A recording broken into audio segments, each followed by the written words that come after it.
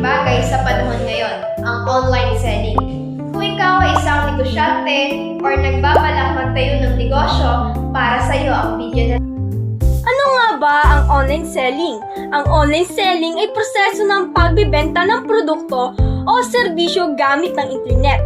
Hindi mo na kailangan ng physical store dahil ang store mo ay nasa online platforms tulad ng social media o shopping apps.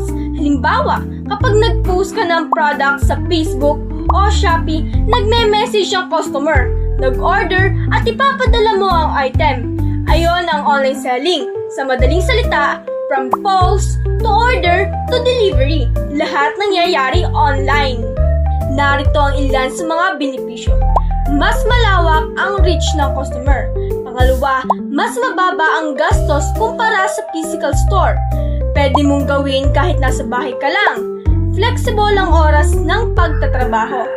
Bakit naman magiging threat sa negosyo kapag hindi alam ang online selling? Una, habang ibang negosyo ay lumalago online, ikaw naman iniiwan. Maraming customer ngayon ang mas prefer na bumili online kaysa pumunta sa physical store. Pangalawa, nawawala ang opportunity na mas mapalawak ang market mo. Kung offline ka, limitado lang sa lugar mo ang customer mo. Pangatlo, mas nagiging competitive ang ibang negosyo kung sila ay may online presence at ikaw ay wala. Mas sila ang pipiliin ng customer. At panghuli, pwedeng bumaba ang sales mo dahil hindi ka nakakasabay sa trend ng digital age.